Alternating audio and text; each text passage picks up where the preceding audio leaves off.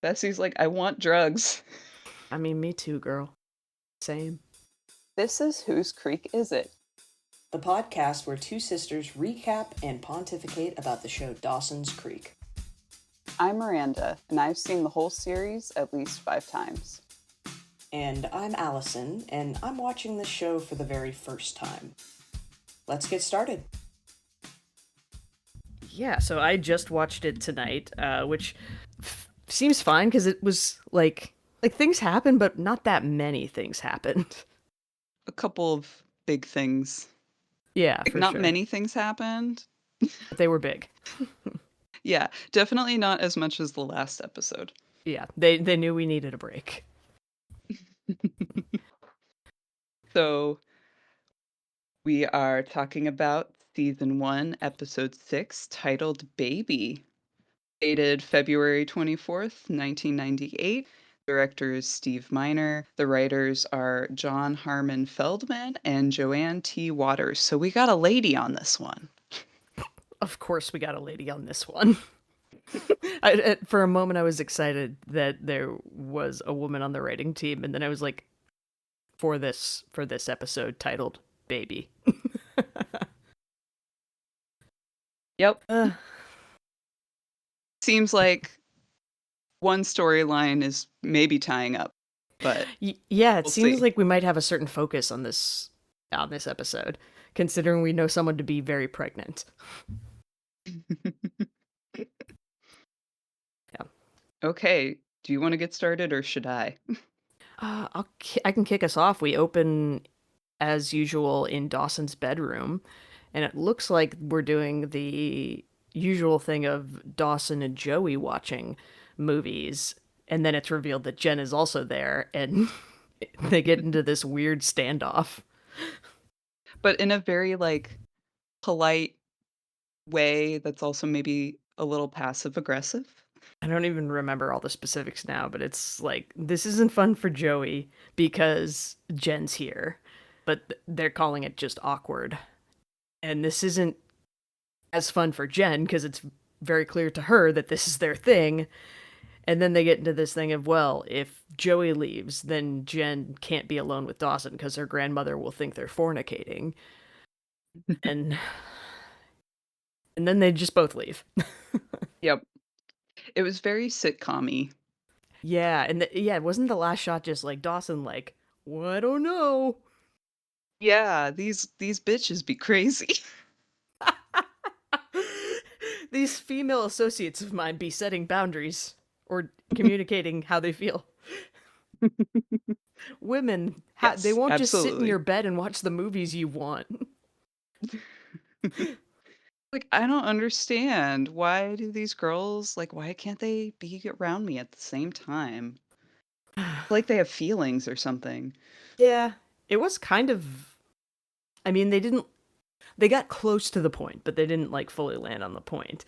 They focused on how this was a thing that Joey and Dawson do together, but they didn't out loud say, and Joey likes Dawson. Yeah. She's just really into the tradition of watching movies, just her and Dawson. That's Yep, totally it. that's all. Then Dawson's left to just walk his dog on his own. Nice. Sorry, go ahead. We don't know though. Katie Couric probably wasn't on Oh, TV, so I don't know. Okay. Anyway, the next we see Bessie at Bessie and Joey's house complaining about being super pregnant. yeah, those last few weeks are not. I have a friend who's in the final few weeks, and it depends on the woman, but generally, no one's having a great time in the last couple of weeks. No one feels real well. No. It's like having a beach ball full of water that you're carrying around on your stomach. You just. It's like carrying around a watermelon all day long, every day. Yep.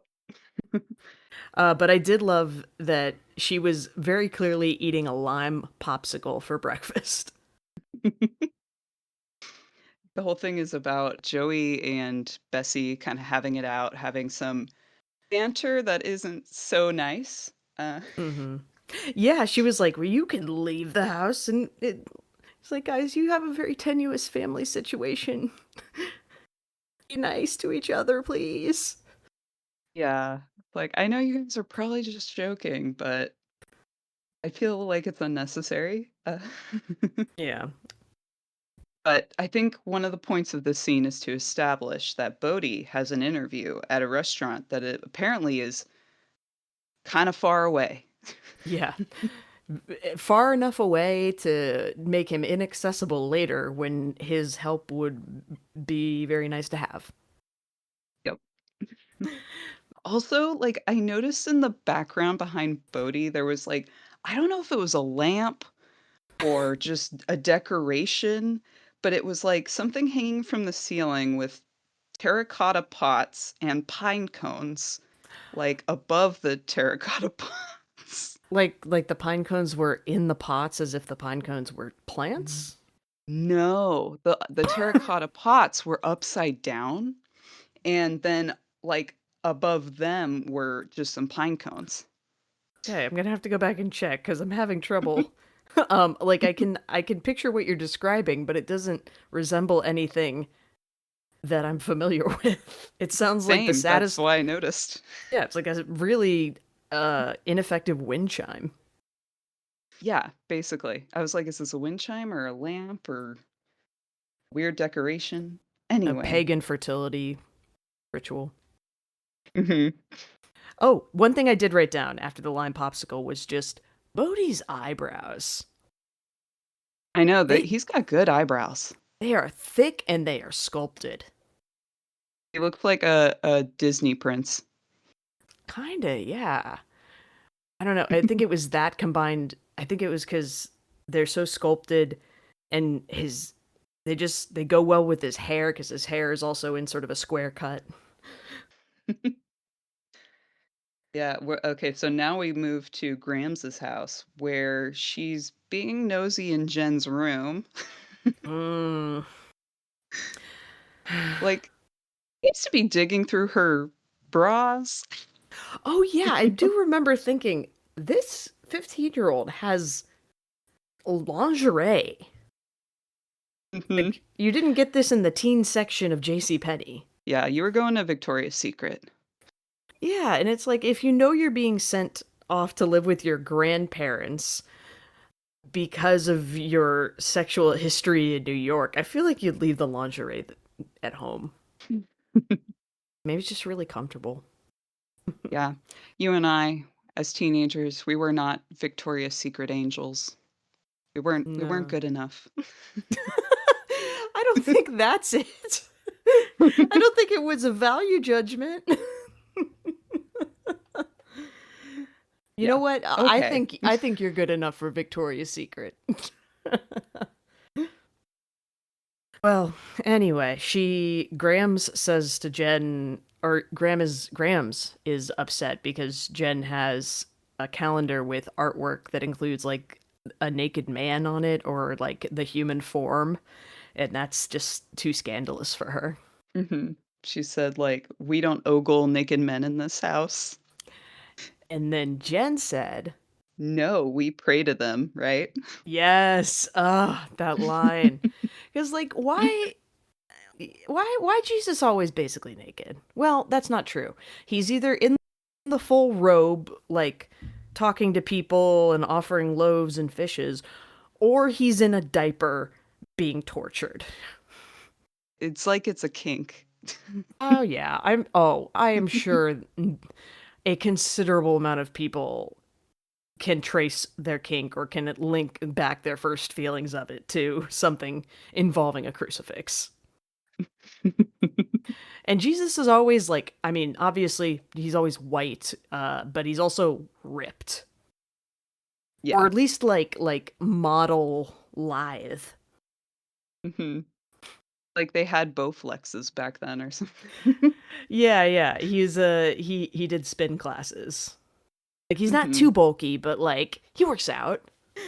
Mhm. Graham's basically is saying, like, "Why can't you try to go to church? Why are you being an atheist?" Whatever, and she just says, like, "I just grew up," which means like I'm allowed to make my own decisions. Yeah. And this brought up, I mean, I think that this might have been later like a conversation in the kitchen, but essentially the way that Grams was talking to Jen just reminded me of a lot of conversations I'd had like as a kid and even up through college when, you would meet someone that was really intent on converting you, which mm, it's so patronizing. And it also, I don't know, at least for me, it's not going to be the same when it's your grandmother who's like supposedly worried for your immortal soul.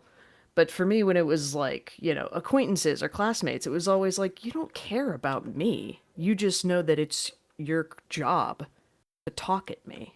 Yeah. Yeah, I've known some people who it's like it feels like they're constantly being watched by God or something, and like they're just so devoted to always seeming very devoted to God. And it's like that's fine, but I mean, you can talk about that with other people who also want to talk about that. Yeah. And then and it's, I don't know, the thing I always like walked away with, like the town we grew up in, like as little kids, or at least we lived there till I was 13. I just remember feeling like the message I always got once kids got into like youth group and stuff was like, there's something wrong with you, but we will love you so much if you just change to be like us. Like there's so much love from us available to you if you would just change. Mhm. I would sometimes get that from friends. I actually had a lot of friends that were religious in school. Actually, I think some of my friends started the We Love Jesus Club in high school. I mean, it's clear in its name. Yep. Mhm. And them and some other friends I had, they'd be like, "Oh, my church is having a party if you wanna come." I'm like, "I'm good." Yeah. I mean, I see the value, like I genuinely see the value of church as an outlet for building community and making connections with your Mhm. neighbors. It's just the religious part that makes it unappealing to Mhm. me. Although it has to be, as a grandmother, it has to be infuriating for your 15-year-old granddaughter to tell you, "Yeah, I don't believe in your god cuz I grew up." Jen definitely has this idea that she's a lot older than she is. Like, I know everything I need to know, But and yeah. I've made my decisions and I don't need any more input. Yeah. And I think, well, specifically with like older family members that might have more trouble like catching up to your age, I could see, I think everybody gets more annoyed by family than they do by regular civilians. Like, Mhm. you, I've heard friends saying, like, I get so annoyed when my dad does this or something, but like, if I, but in another context, I would not care. Mhm. So I'm sure there's family history wrapped up in it, and I'm sure that Jen probably feels really judged by her grandmother for the entire reason that she's there. Yeah, I know that feeling of people just seeing you for, like, the thing they don't like, and Yeah, it's like, I'm a whole lot of other things. Like yeah. Like all you see is someone who doesn't love Jesus the way that you do. mhm. Anyway, not to be mean to anybody who's into religion, we went on a little bit of a tangent, but Yeah, no, no, I love what religion can do for people, like when it's valuable to them. I don't like when Mhm, religion becomes like exclusionary and mhm, yeah. We don't need to do a whole dissertation. yeah. Okay. So, we get to see Pacey and Tamara outside of the school, which I guess Tamara has, like, a red Ford Mustang convertible? I feel like we saw that in one of the early episodes. Yeah, I think so too, but I don't know why I noticed it this time because they were just, like, hanging out by her car, and I'm like, "Are those cars expensive?" I don't think they're I'm super expensive, but I was like, She's a fun lady. She Yeah, wants to she's ride with her top down.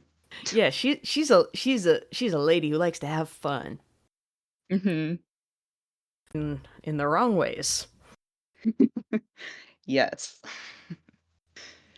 So Pacey is complaining to Tamara about how like no one sees them together, which I'm like, yes, that would be the whole point. Mm-hmm. And he says that they're hiding, Yeah. and it's like, yeah. Pacey tries to convince her that they could go somewhere else, some other town, and like go out on a proper date. Yeah. We just drive down to Providence and it would be fine, which is, a pretty reasonable drive from. This is supposed to be Massachusetts, right? Yeah. Yeah. Like I have a friend who lives in Massachusetts and like, yeah, it's a reasonable trip to go down to Providence. Hmm.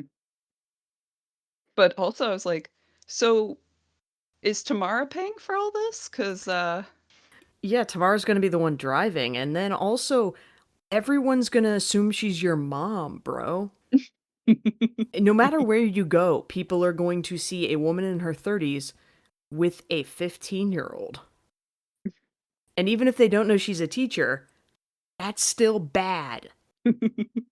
yep. But at the end of that, Tamara looks like she might take him up on his offer, which leads into the next scene with Pacey and Dawson in the bathroom, and they're talking about the whole situation with Pacey and Tamara, which, by the way, Pacey, like, apparently is using the urinal and then goes to wash his hands off, and he just, like, barely rinses them. And I'm Yeah. that's such a that's such a thing for men from what I've heard, like, in public Mm, bathrooms, and I'm like, "Can you at least pretend like you do this all the time and just fake it when you're in a public bathroom?" yeah.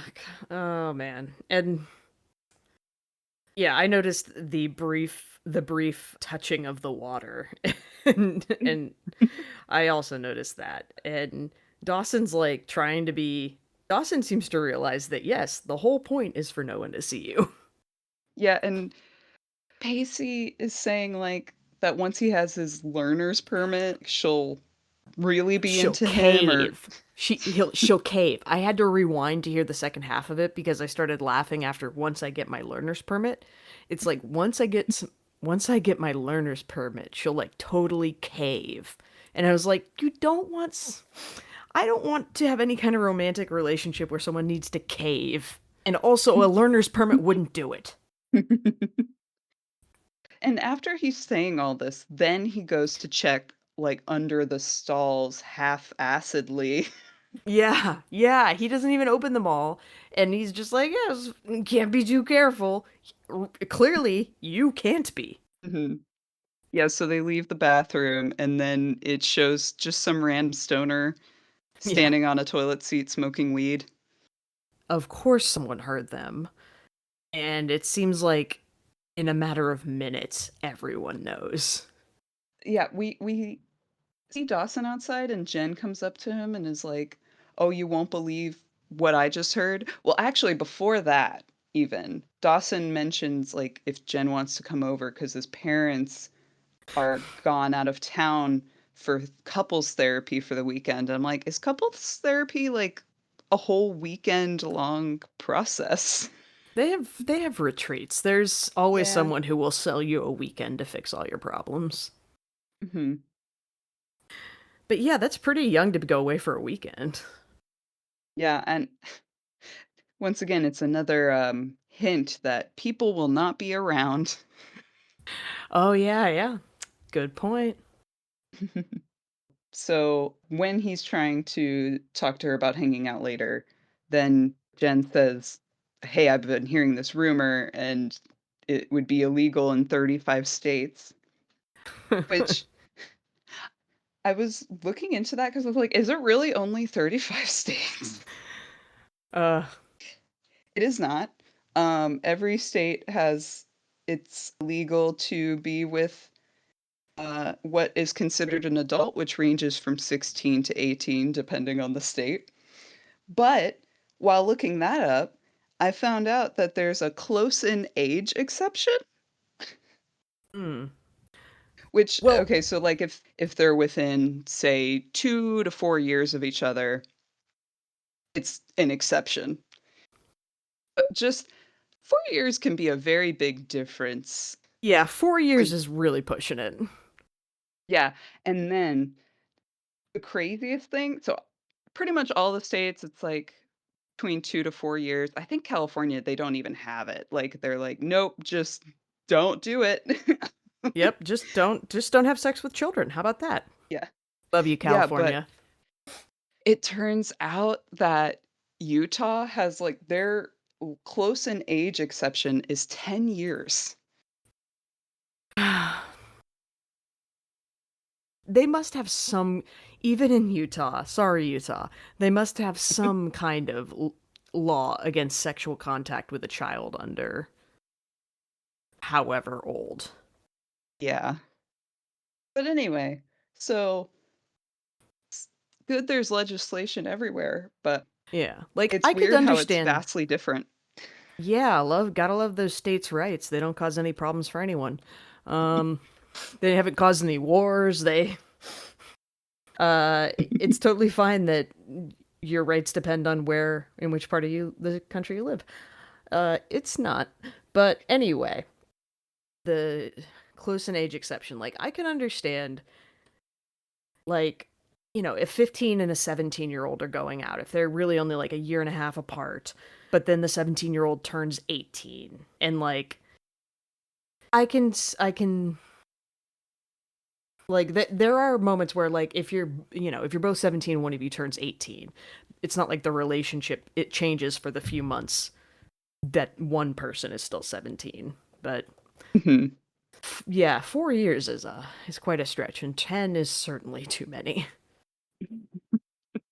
Yep.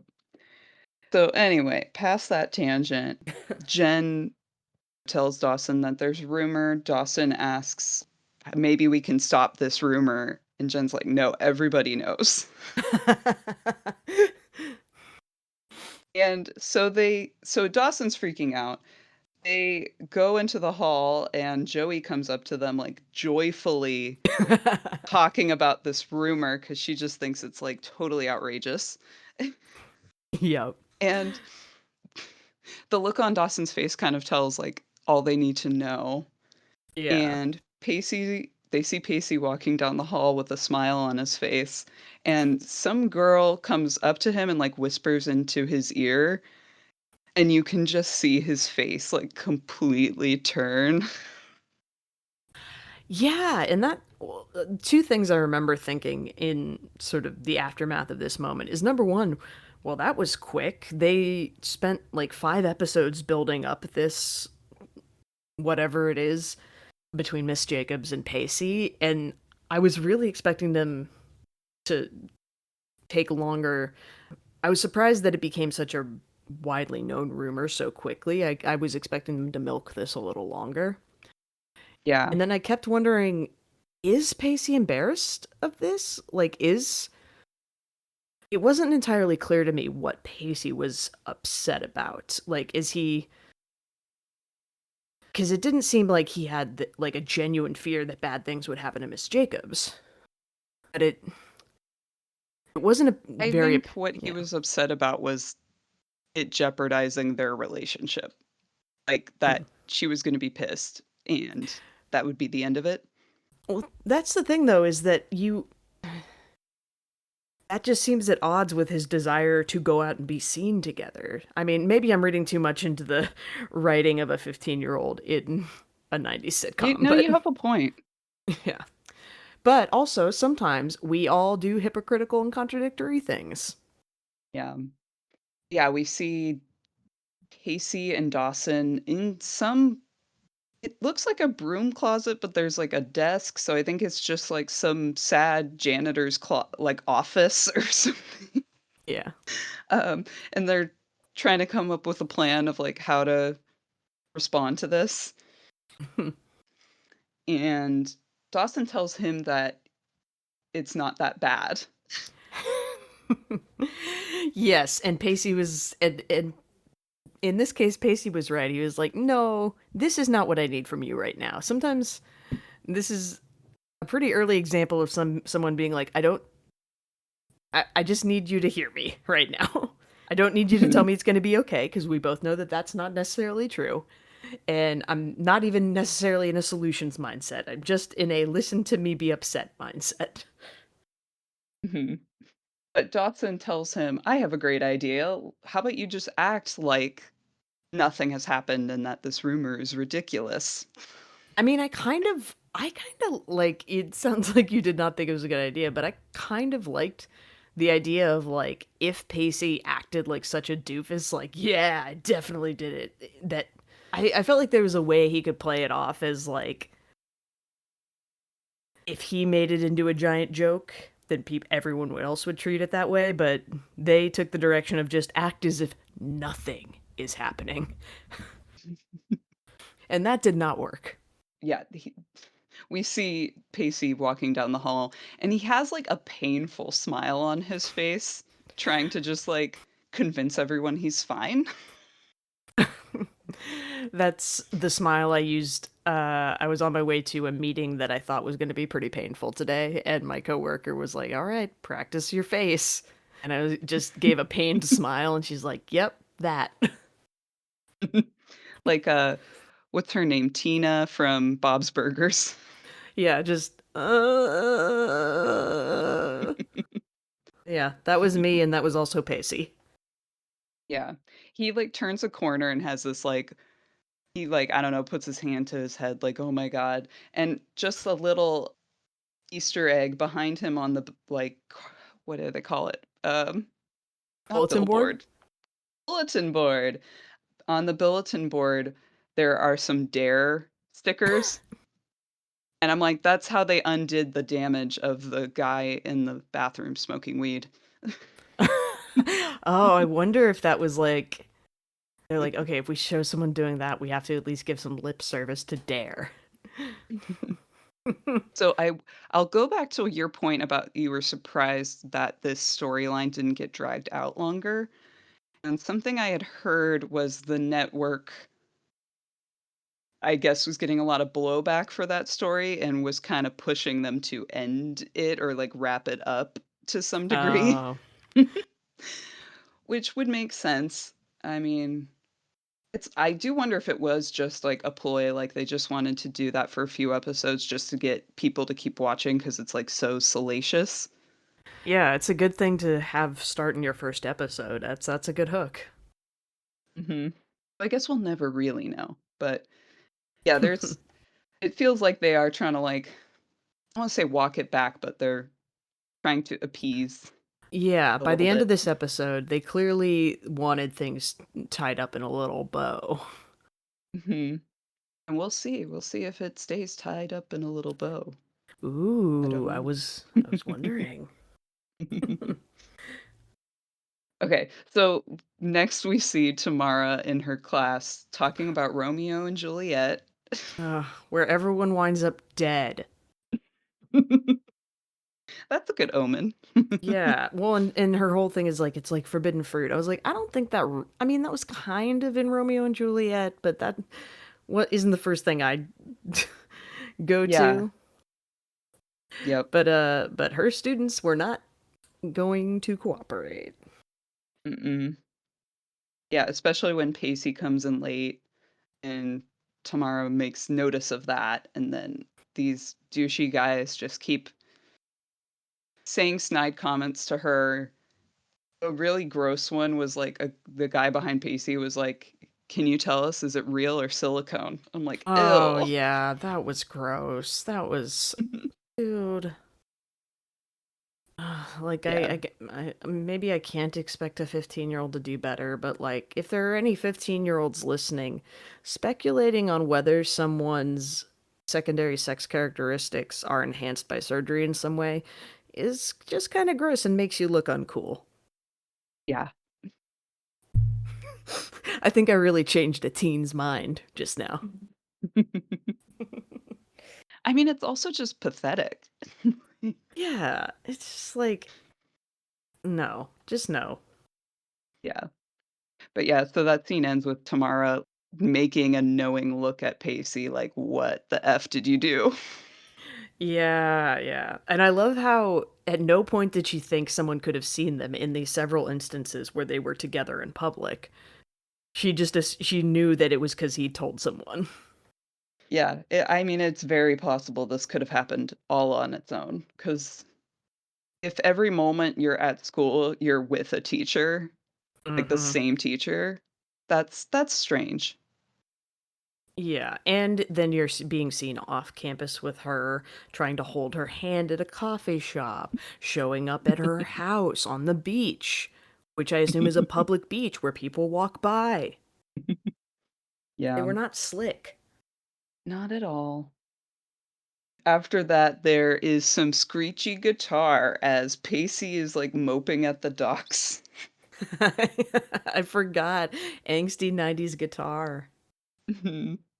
And Joey comes up to Pacey and, like, tries to make him feel better and by saying that she understands, and Pacey's like, "I don't think you understand," and she brings up her whole family situation and Hmm. says the best thing you can hope for is for a better story to come along. Yeah, and I think the moment when she really like turned him, really showed him like, no, I do know, is when she's like, and then you hear your name and you don't know if you're being paranoid or if someone really is talking about you, and like that's when he's like, oh yeah, that is how I feel. It's interesting because I feel like the times we've seen Joey being soft and kind to people is when they're really not doing well. She's just very guarded in normal situations, and she's cracking jokes and being kinda surly. Hmm. But, like, when one of her friends or even I don't know if she'd call Pacey a friend, but, like, someone she knows is going through a hard time, she seems to be the one who comes around and is like, "Look, this is what's gonna happen. You just need to deal with it. I other people know what you're going through." Yeah, yeah, and I feel like that's something you see not just in characters but in real life. People who are kind of gruff and tough on the outside, like when they do actually have a moment of like vulnerability or intimacy, it's all the more meaningful because it's them sort of like breaking down their shield for a second to be like, okay, you're really in trouble, so I'm gonna act like a person. Mhm. I remember thinking Joey has a lot of perspective because she was like a surprising amount of being able to see herself and her story from the point of view of, a small town that just wants gossip. Like, I don't know that I'm sure previously she would have had more typical like 15-year-old reaction would be like, why is this happening to me? Everyone's so mean to me. Everything's awful. But like either she's mature enough or she's just been living with this long enough that she's just like, no, it isn't even really about me. Yeah, and that is helpful wisdom to have when you're a teenager. Yeah, yeah. A valuable thing that no one is thinking about you as much as you think they are. And most of the time, if someone's acting crazy, it's about them. It's not about you. Yeah. Like, I don't have time to judge people. I am so busy judging everything I'm doing. Yeah, don't worry. I'm not thinking about you. I'm analyzing everything I've ever done. Jen, and Dawson are walking to Jen's house, and I like this conversation. I didn't write anything down word for word really, but Jen talking about how she's arguing and with Grams and finding it hard to communicate with her, and that there's something about the way her grandmother talks to her that just, like, brings out this emotional side and takes away all the rational thoughts. Yeah. But on the other hand, I feel like that's a rhetoric that's being used. I don't think necessarily emotional reaction is invalid. I mean, we Mhm. see it in we can cut this out if we want to, but we see it in politics where people are like, "You're not even being rational about this." I'm like, "Yes, because it affects me, because it affects real people." And they're like, "No, you can't bring emotion in this." No, I can because it matters. And Yeah. only psychopaths cannot have any emotional attachment to what's happening. Mhm. But I also identify very much with Jen because I feel like when I get, if I'm in some kind of conflict or conversation and I get emotional and maybe speak more rashly, I like immediately like, oh, why did I do that? That was dumb. Yeah, I get that too. While they're talking, like, Grams comes out on the porch and looks at them, and I don't really have anything specific to say about this other than she's in a muumuu, and I like that. Good for her. That, you know what? I did not notice the moo but considering how straight laced she is, considering how tightly wound she is, I'm glad she's in a moo because that sounds comfortable. Yeah. So, this is where things start to get a little crazy, Yeah. with Bessie.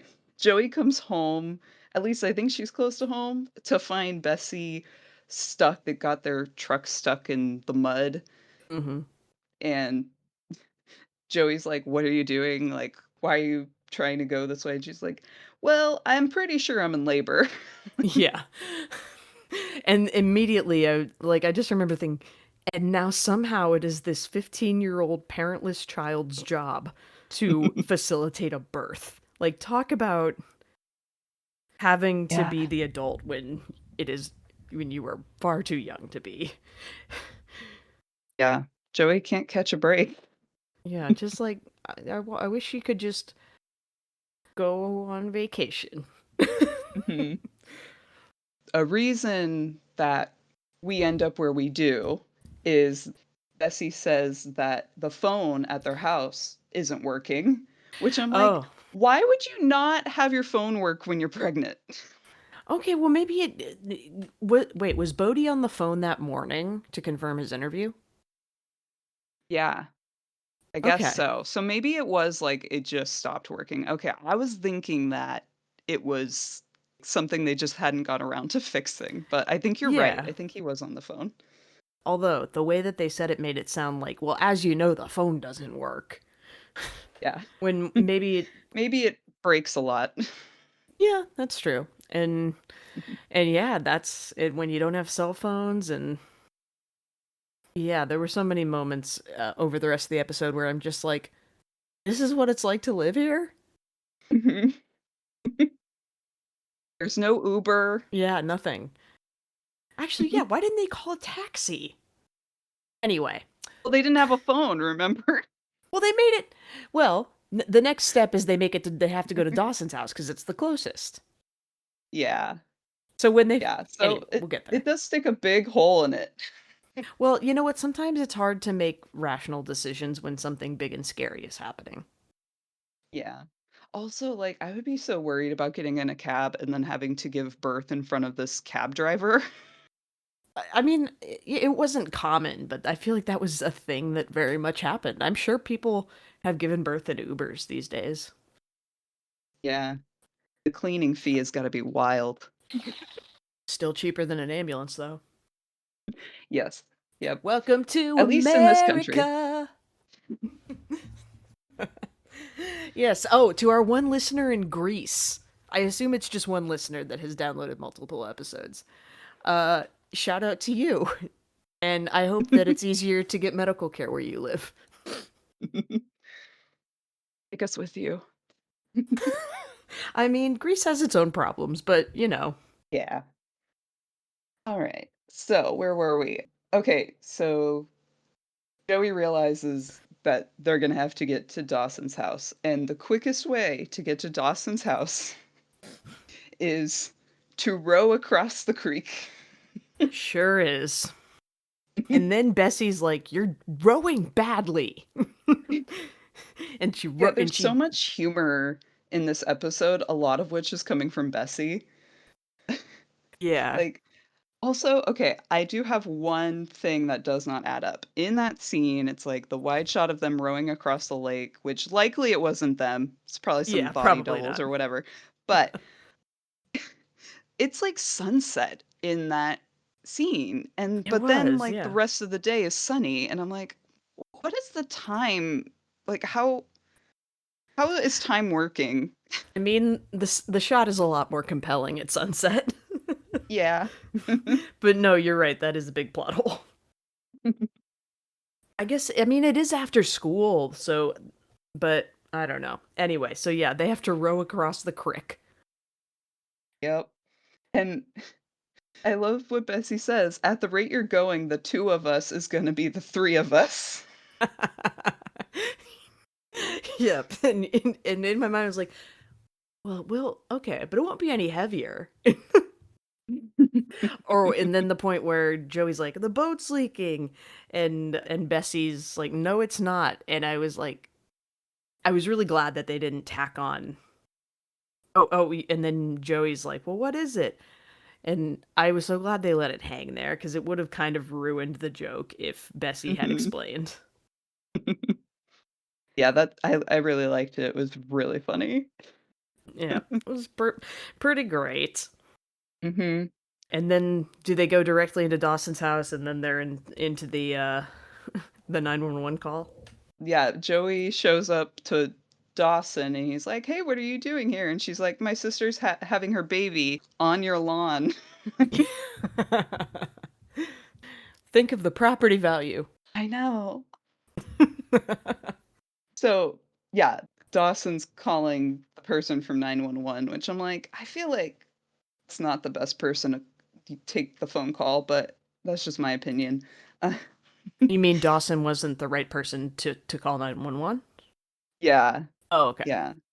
Like, I don't know if it's because he's a man or something. He does not seem to understand the urgency. Yeah, it's as we've established, Dawson has trouble reckoning with the fact that other people are people with their own lives. Yeah, we're gonna see that real soon. Yeah. But yeah, apparently there's a traffic accident, so there's no ambulances coming to help them anytime soon, and Bodhi is unreachable because he's already on his way to the interview, and then Dawson's parents are out of town. So Hmm. after that, Betsy's like, "Give me the phone," and she says some really mean stuff to this 911 operator, but also she seemed like such a badass. She did. She was just like, on the one hand, I was like, you know what? I'm glad Bessie has this emotional outlet. But on the other hand, I was just thinking, Bessie, no, don't insult. You have to make them think that there is a real danger. You have to make them think there's something wrong with the delivery, and then they will find an ambulance. Clever. Yeah, yeah. It's, you know what? Sometimes you gotta lie to get medical attention in the United States. Hmm.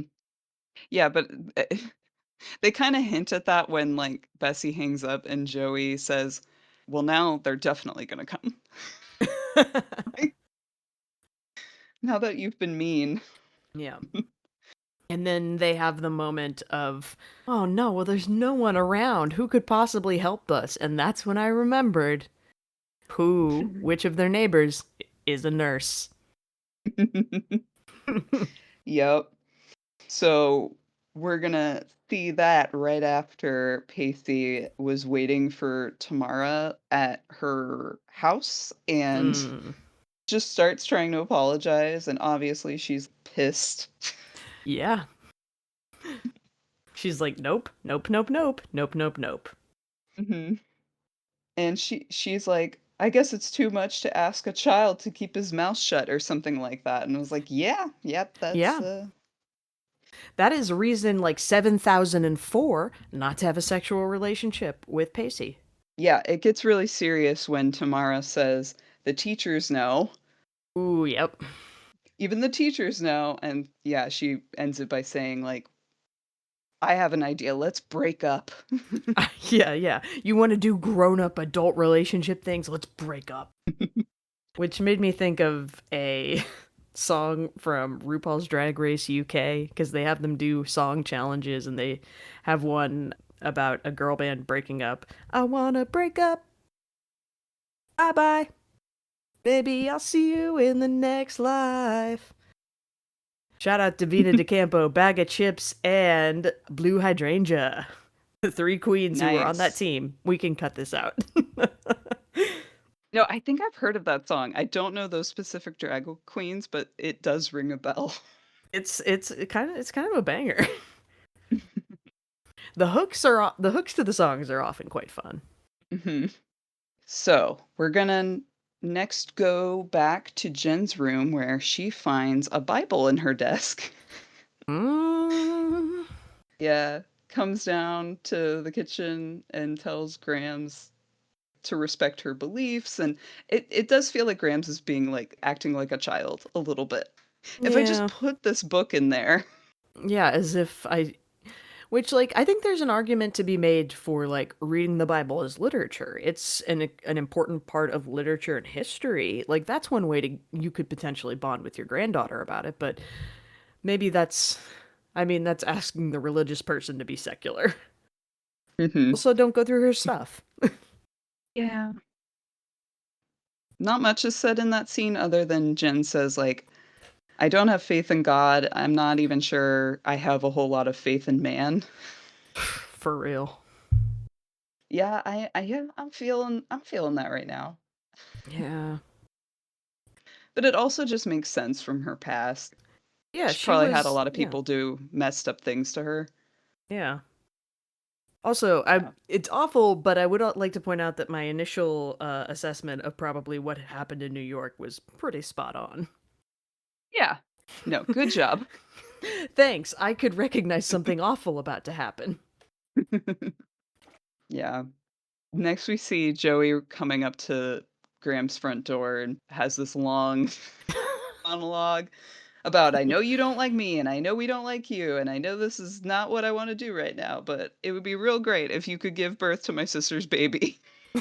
Yeah, and it was just like, just ask nicely. Like, you're making this harder than it needs to be. You can say, hey, listen, I know we don't see eye to eye. Can you please help us? But it just went on and on and on. Although, I mean, we'll talk more about it, but she was sounding pretty racist in the last episode. And, like, Yeah. that's the part that would piss me off the most. Yeah. And, like, I don't even know if you care about this baby, like, Yeah. or the person giving birth to it. Yeah. But you're all we got here. Because Mhm. I'm not letting Dawson do it. He doesn't know what anything looks like down there. No, he was hoping this would be the weekend Jen would show him.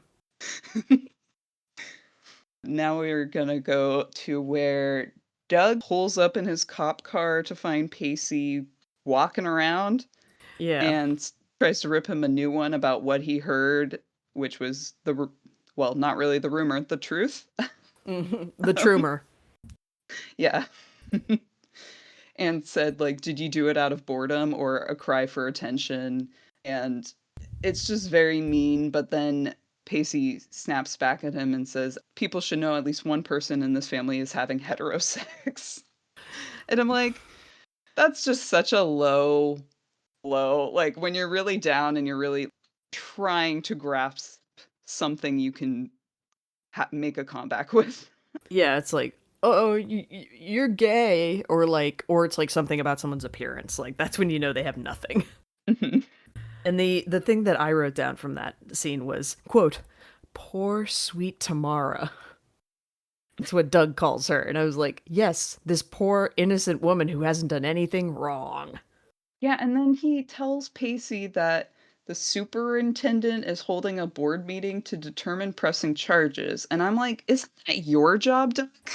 Yeah, that's not how. That's well, this is a small town. Apparently, I mean, I know that justice works in weird ways in small towns, but yeah, this all happened very fast. We went from like rumor to town hall immediately, and then it was like, wait, why is the superintendent meeting at town hall and not the anyway? There was a lot of mixing of different branches of the public sector.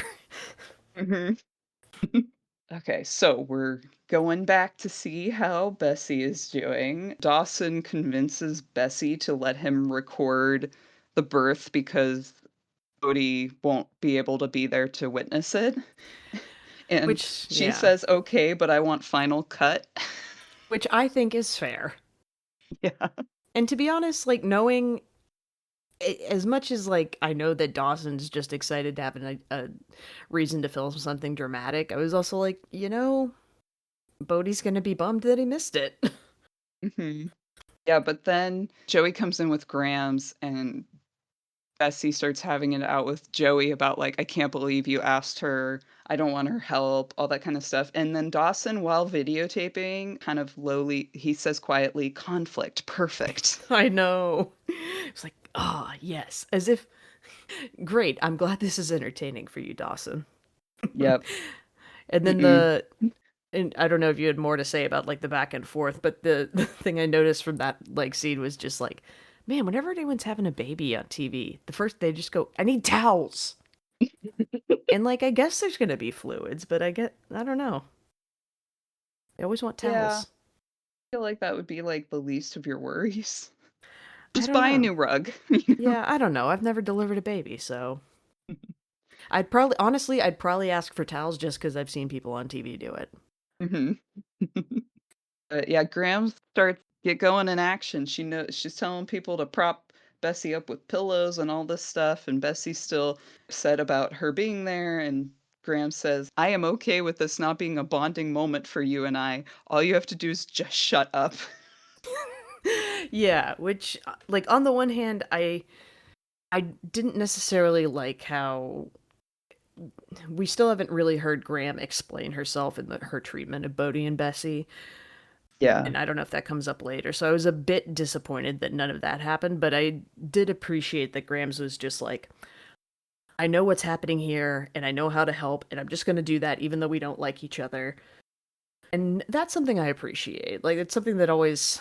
I don't know if I learned that a lot in like playing sports growing up, but it always kind of amazes me sometimes in the workplace when people can't put aside their personal stuff, small personal things, when I'm just like, we just need to get this done, guys. I don't like you, you don't like me. Can we just be done? yeah. I don't like you, you don't like me, but a baby needs to get outside of your body. I don't know if we should just keep going with that storyline. It does bounce back to Miss Jacobs at the town hall meeting. Where Miss Jacobs is with her lawyer. She lawyers up, and Pacey is just trying to apologize to her in public again. He's just so bad at being discreet. Yeah. And yeah, and his thing to he turns to the lawyer, he's like, can you tell your client I'm sorry? It's like, buddy, you got your feelings hurt. She's trying to stay out of jail, which probably should be in. But anyway. Mhm. Yeah, and then the proceedings take place, and they ask what Tamara has to say about all these rumors and accusations, and she kinda pauses like maybe she is just gonna admit to it, but Yeah, then she says like, Pacey well, yeah. But then Pacey comes barging in and takes the fall. He's very convincing. He's like, "Oh, it was nothing. I'm just, a dumb teenager. I'll get you guys home before dinner. Like, none of you care about this, and you really shouldn't have, because who would believe me?" So he really takes the fall.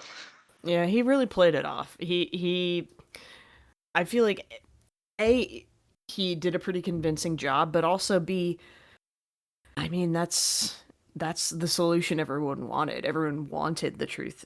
Everyone wanted it to be just a rumor. Everyone's life was going to be a lot easier if it was just a rumor. But the way Tamara was looking at him, I was like, girl, don't be stupid. Don't you be stupid. Don't you be more stupid than you've already been the whole time you've been on this TV show. Well, these looks are not helping convince them of Pacey's story. And yeah, and they say, well, if this is the thing that lets us go home, I guess that's fine. Mhm. I know that feeling at work. I'm like, "Can someone just come up with a shitty solution so we can move on?" Yeah, or that thing where you're like, I don't like any of these decisions, but will someone just make a decision because I'm not going to be happy no matter what we do? Mhm. I don't know, that kinda ties up. They get a one final goodbye later, but we're gonna go back to Bessie, who's still trying to give birth, Mm-hmm. and Joey starts freaking out. We're not exactly sure why at first, other than the fact that someone is passing a whole human through their body. Yeah, at first I was like, Joey, are you like, is Joey really squeamish? What's the issue here? Because you're being really standoffish and like your sister's kind of going through something. Mhm. And Jen says that she sees blood, and that freaks Bessie out, as it should. Grams tries to calm her, saying it's sometimes normal and da da da. And I love that when like something really serious happens in this show, they put on this music that's like it's like piano, but it's like troubling piano. Oh, I didn't notice that. You'll start to see it. It happens pretty much every time something is like, oh no. Oh no. Well, yeah, and as that scene went on, I just kept thinking, well, there's like, wow, Jenny, helpful observations. There's blood and she's in pain. Like, I don't know anything about birth, but I know that there's blood and there's pain. You're not helping. Bessie's like, I want drugs. I mean, me too, girl. Same. But before that, Dawson says, tries to calm Bessie down by saying, we're making a movie here. Like, I wouldn't be filming if there was something wrong. Yeah, everything must be fine because I'm filming. Yeah, that was wild. Yeah, Bessie wants drugs, and Grams is basically like, how about religion? I mean, she starts with I don't have any drugs, which like I don't know that that's true considering you have an incapacitated husband in your house, but Good yeah. point. Believe that's the Lord's Prayer, right? That she starts saying with Bessie, right? I think so, but I could not be sure unless I Googled it. Yeah, we were raised without the old religion. The one about oh, I'm completely blanking on it now. Walk me through. It's not the shadow of death. I'm looking it up I think they because say, like, our my Father who art in father heaven. Okay, who art in heaven. hallowed be thy name. Okay, Okay, yeah, you know more than me. I googled it, but I understand your reaction, and I would react the way that you and the way Bessie reacted of like that is not for me, and I'm angry at you for suggesting it. But then when they start doing it, I see Jen kind of like eyeing her grandmother, and it was like, listen, girl, if it is bringing the woman giving birth comfort, you just shut up. Mhm. People just need something to focus on. Yeah. I will say whenever I'm really sick, that's when I'm the closest to believing in God. Because I'll pray, I'll be like, please make this stop. I don't want to feel like this anymore. And then when you're fine, you're like, oh yeah, I was just really not feeling good. Yeah, desperation. I mean, what is it? No atheists in foxholes, which I'm sure there are, but like, people who are on the fence, I bet if they're in a foxhole, they're like, I'll hedge my bets. Mhm. I mean, it reminded me of all the ways that, much like church as a social gathering and ritual, a lot of the things that are actually helpful about religion, that like, what's the line between prayer and meditation? And you do need community, and humans do need traditions and rituals. So it's like, yeah, I could see having. I mean, they could have been just reciting a nursery rhyme. It was just giving her something to focus on. Mhm. But I think it's doing something for Jen because she joins in. So during all this, Joey like runs out of the house Yeah, Joey's like, and it's getting too hot in the kitchen. I gotta go. and Dawson goes out to follow her and is trying to like ask her what's wrong and why she's acting so weird. And that's when they start talking about Joey's mother Mm-hmm. and how much Bessie reminds them both of Joey's mother and about how her mom went through chemo and would cry out in pain. And it's like, okay, so this is very triggering. Yeah, yeah, and that's never. I respond pretty strongly to like people clearly in pain, and the idea of seeing your mother like that and knowing how that ended, and then seeing it with your sister and trying to not completely freak out, that would be really, really tough. Mhm. But Dawson is like, well, what did you do with your mom when she was going through all that? And she's like, I sat beside her because I needed to. And then Dawson says something very wise, which is, well, don't you think Bessie needs you right now? Yeah. Every once in a while, stopped clock is right twice a day. Once in a while, Dawson says something mature and reasonable. Mhm. Oh, after the whole court ruling, superintendent ruling, people just wanna Everyone, go home, yeah. whatever that was. Doug apologizes to Tamara about his brother, and I don't he just basically says his brother sucks. Yeah, and I was like, bro, you're I mean, he was clearly setting up to hit on her, and I was like, dude, she just watched her career and life and freedom flash before her eyes. Stop hitting on her. Yeah, and then weirdly, she does kind of defend Pacey. I'm like, Yeah. "Okay." I was like, fine. I don't I don't care what you say about him to his brother. I care what you do with him from now on. Please make a good decision. No more sticking guns in his face. Oh god, yeah. No more sticking guns in faces and no more sleeping with minors. Mhm. That's all I ask. Mhm. It just occurred to me that those are both things that ICE officers have done in the past week or two. Yep. Relevant to the times. Anyway, we don't have to go there, but it occurred to my I brain when I was know. like those two things. Yeah. So, but before she leaves, she, like, turns to Doug and says, "And Douglas, it's Miss Jacobs." Yeah. Like, I don't know, infantilizing him. Like, "You wish you could go out with me. Only a Yeah. brother can." Yeah. Yeah, it's I feel so conflicted cuz like I mean that's like that's a nice line from Tamara, but it feels weird to like cheer on anything from her cuz I'm just like you You no. got away with it, and I feel like you didn't learn a lot. Yeah. I really and like at that point I was still waiting to see like I don't know what's going to happen next. Is this going to be the thing or is this going to finally get them to stop?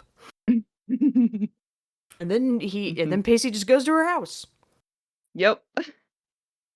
because that's not suspicious. Mm-mm. He tries to, like, convince her to stay with him, and he's like, "I swear, I won't talk to anybody now." She'll just become mute. But Tamara's like, "Nah, I'm out of here." She finally took your recommendation of, like, just drive away. Yeah, just get in your car and drive somewhere else and start over, girl. Mhm. I kind of couldn't believe it. I was like, oh my god, she's actually leaving. She's actually going to do the sensible thing, the only thing that could potentially salvage this somewhat. Mhm. Yeah, she tells him she gave her resignation, and she's gonna live with her sister in Rochester for a little while. Which, as your sister in another town, please don't ever do this. But you're always welcome to come stay with me. I just really hope it's not for this reason. Yeah, I mean, if I even if I was gonna do something illegal, it wouldn't be that. Yeah, yeah. You've never had any patience for children. Even as a child, you loathed children. Yeah, when I was in elementary school, I'm like, "I'm not like all these other elementary schoolers." So yeah, I don't think you're gonna go down the route of Miss Jacobs. Yeah. Anyway, she makes a comment of, "I need to meet someone my own age, and what if you meet someone your own age?"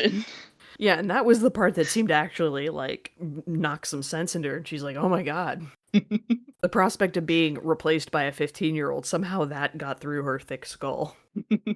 And then she was also like, I want to have babies.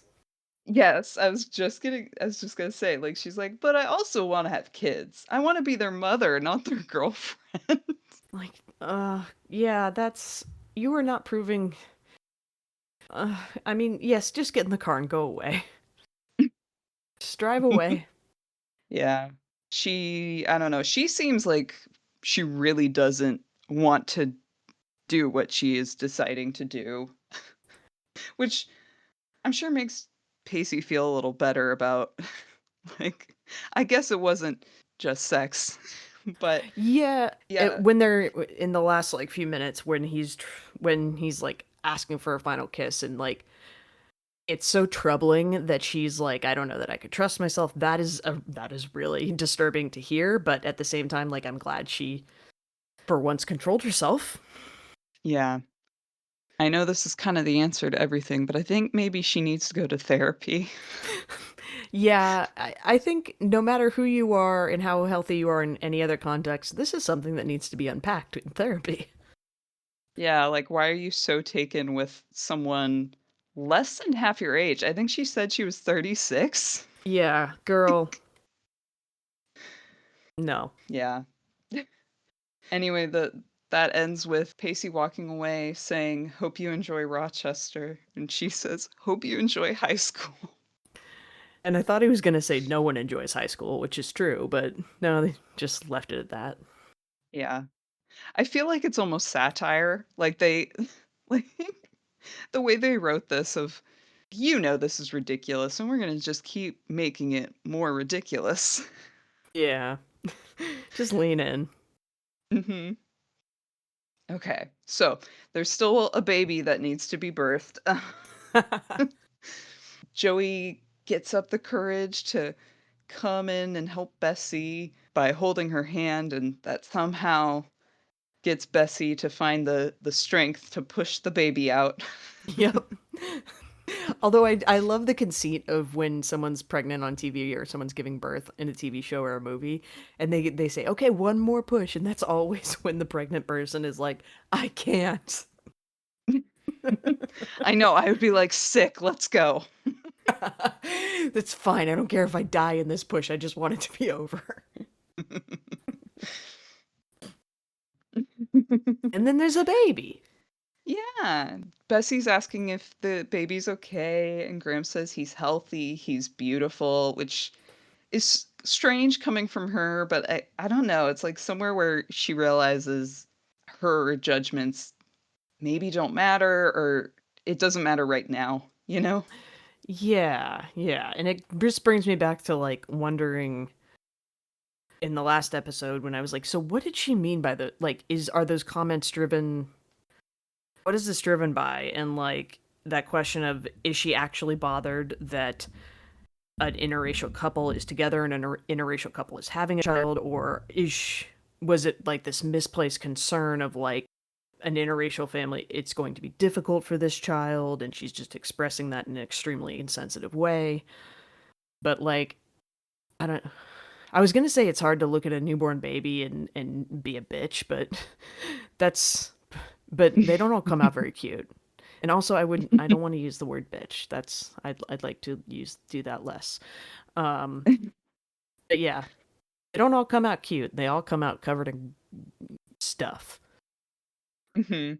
Yeah, it looked like there was jelly on this baby's head, Yep, all goopy. all goopy. And then, like pretty soon after, they have the scene where Bodhi's back and they're at home, and they're like showing the baby to Joey again. Mhm. I was just like, that baby did not just come out of somebody. Yes, I was like, and the TV trope of passing off a 6 month old baby as a newborn because you can't make a newborn work. You can't bring a newborn on set. Yeah, and I couldn't really tell, but Bessie's tummy looked, like, significantly smaller. I mean, she was wearing a baggy shirt, but I mean, it's contrary to what you'd think, like, I am kind of embarrassed to say I didn't realize until, like, a few years ago that when you're pregnant and you give birth, that giant belly doesn't just disappear immediately. Yeah, I will admit I don't I don't know the intricacies, but it makes sense that yeah, it did it's I don't think it becomes that flat that quick. Yeah. Oh, and then they say a really sweet thing that the baby's eyes remind them of their mother's eyes. Yeah, that's sweet. Yeah. And we then get to see Grams and Jen having a discussion. Grams asks, after all of that, do you still not believe in God? And Jen kind of cheekily says, I may have come around a little on man. Yeah, like that's the. I mean, not to get too deep into it, but I think the sort of awe that a lot of people have for like a higher power or for God, I can find that kind of awe when I see like extraordinary acts by people or when I see people doing incredible kindnesses or sacrificing in some way. Like that's a kind of awe that I am at. Like I wonder, do they not feel? Do they? I wonder if like passing that off onto God makes it harder to see that in the people around you. Hmm. It's a really deep introspection, man. I don't know, man. It's been anyway. Yeah, yeah. I wasn't expecting to go there, but yeah, Yeah. it. But it is frustrating when people can, like, attribute people being good people because, like, God made them good people or something. It's like, no, we can be good people. We can choose to do things better than we may usually choose to do, you know?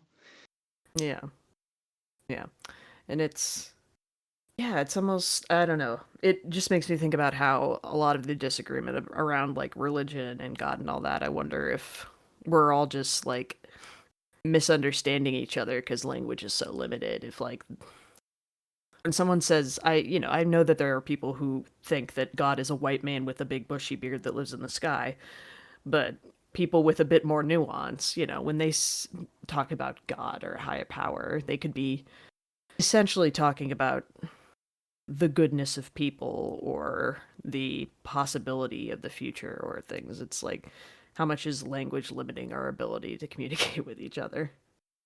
Mhm. This is a Dawson's Creek podcast.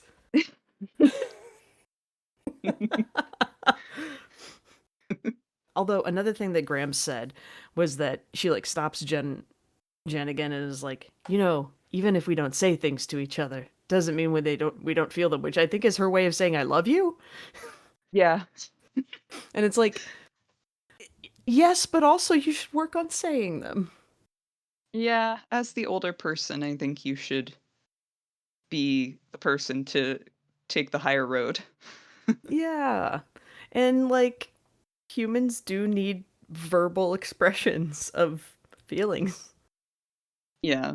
But I mean, Jen kinda does that back to her, like, I think when she was saying, "I may have come around a little on man," I think it's also like, "I may have come around a little on you." Like, maybe you're not so bad. That's true. That's true. It's not a one-way street.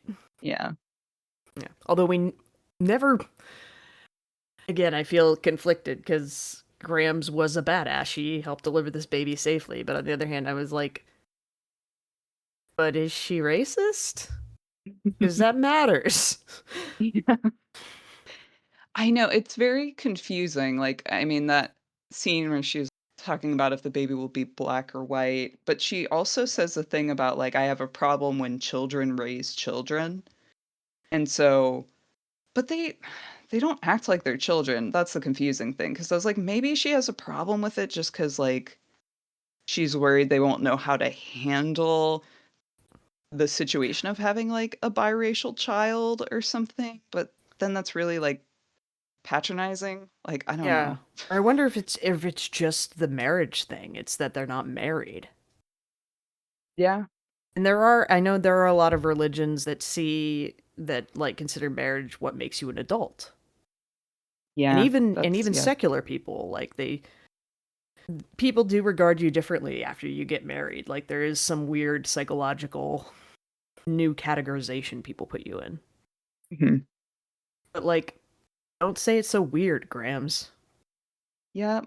I guess we'll see how she turns out. Bit of a mystery right now. It's like, I Yeah. think you're bad, but I don't know. Well, I think it's yeah, multiple things can be true at the same time and there's People can be nuanced. yeah, people can be nuanced and I think that there's again, we can cut this if we want to, but like being raised in an essentially white supremacist society, we are all going to display some forms of prejudice and racism. And Mhm. I think it's valuable to be able to recognize that and admit that. And then, but I think we can also recognize that there are people who are just the noun a racist. Like there's doing a thing Mhm. that is racist, like adjective, and my cat's chiming in. And then there's like someone who, no, this is who you are. Mhm. So I don't know, man. Yeah, I've had friends who, like I don't know how it came up, but I've had friends who've been, like, jokingly like, "Are you racist?" or something like that, and I'm like, "Probably. I think we all are to some degree." Yeah, it's We can like cut it. that out, but Yeah, we can edit this however we want. But yeah, no, I think that is another sort of psychological or like structure, like a barrier of ideas that people can, like, you can do a bad thing and not be a bad person.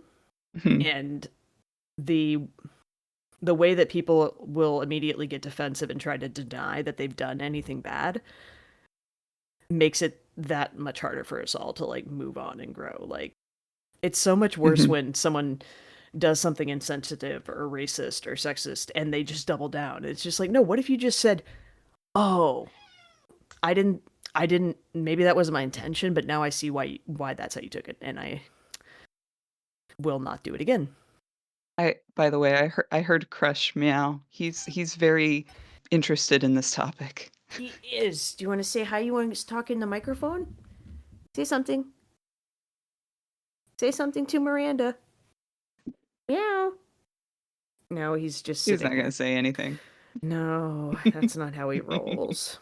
He is right next to the microphone now. Okay. Okay. Well, we're almost done. We just Okay. have to do the closeout, which also I think this is maybe the first time. Wait, how did the last episode end? Shoot, I was like, I think this might be the first time where we don't end up back in Dawson's bedroom. It Oh. is where Pacey's walking along the beach in the dark, one of the thinking spots, as you've called it. This is where you go to think and wherever they are. Cape Side. Mhm. And he sees Tamara through her window. She's longingly looking outside and she turns off the light. And Pacey says goodbye, Tammy, and walks off into the night. Yep. Okay, so one thing I do want to bring up about this episode is that this whole episode happens in one day, doesn't it? Oh yeah, I guess it does. Everything is kind of fast tracked in Cape Side, isn't it? Yeah, because I'm like, Bessie was not in labor for days, I'm pretty sure. I'm pretty sure she'd be dead if she had been in labor for days, not in a hospital. Yeah, and then the whole thing with the school of like it went from rumor to closed case not a problem in a matter of a few hours. Yeah. They move fast in Cape Side. Mm-hmm. It's kind of like how they say Romeo and Juliet is supposed to take place in like less than a week. Yeah. It's like 4 days or something. Yep. It's totally worth killing yourself over this guy you met 4 days ago who's dead now, Oh my gosh, supposedly. yeah. Yeah. From these two families that are just basically rich and annoying. Well, I'm relieved that theoretically the Ms. Jacobs Pacey storyline is over, although I know that it's always possible that it could circle back. Yeah. Yeah, we'll see if it ends here, if it comes back around. Seems like it might be gone, Might be. but I can't really tell you. Yeah, I mean, it could show up in like season 4. Yeah. She's like, now that you're an adult, I'm back. Yeah. Hey, Pacey, I'm 40 now. Honestly, though, I am not sure Pacey would say no. No. Anyway, Is it time for the big question? yes. Whose creek is it? Whose creek is it? Oh, man. Do you want to start? Hmm. Yeah, I don't think I have like a clear front runner for this. Yeah. I kind of want to say it's Pacey's Creek, but if it's Pacey's Creek, then it's also Tomorrow's Creek. Hmm, maybe. I don't have one answer that I feel really good about. I sort of just want to give it to Bessie because she gave birth. Yeah, I understand that urge. Yeah, but Yeah, you but I know did what? consider Pacey. Yeah. No, I was torn between like Pacey and Tamara or Bessie, and you know what? I think I got to give it to Bessie cuz she was very funny in this episode.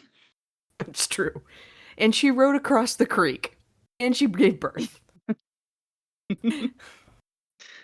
She's like the person stronger than everybody else, like superhuman. Yes. And she had a lime popsicle for breakfast, and I love that for her. Yeah. Okay. Did we both talk ourselves into thinking that it's Bessie's Creek this episode? I think we did. I think we managed to talk each other into it. Yeah, I don't really want it to be the episode of like I don't want it the people that it whose creek it is people who are engaging in an illegal activity. Unless they, like, learned something. If Pacey had really, like, learned something, I might have been willing to give it to him. Mhm. Man, maybe we gotta. I think I'm gonna have to go. We're gonna have to start like maybe keeping like a tally of whose creek it is, like who gets the most creeks, who gets the season 1 creek award. I love that idea. Awesome. Awesome. Okay, well, I guess I'll start an Excel spreadsheet or something. I don't know. We we'll see. Well, the next episode's called Detention, so get ready for Ooh, whatever that is. I have a sneaking suspicion you'll get in trouble at school and have to be in detention. I don't know. You might just be exactly right. Wait, maybe it's a metaphor. Honestly, probably. Okay. Well, we're doing it. Oh, I don't know if this is the first we've recorded since like launching, but thank you to the few people who are listening. Yeah, that's very nice. Yeah. Yeah, we're having fun. Follow us on Instagram or TikTok if you want. You don't Yeah, if have you want to, to. but we're trying to Yeah. throw some memes out. Allison's making great video content. Yeah, we're just, giving little snips and pieces and yeah, and we're not us. I don't think we're spamming. No, comment if we are. Or yeah, anyway.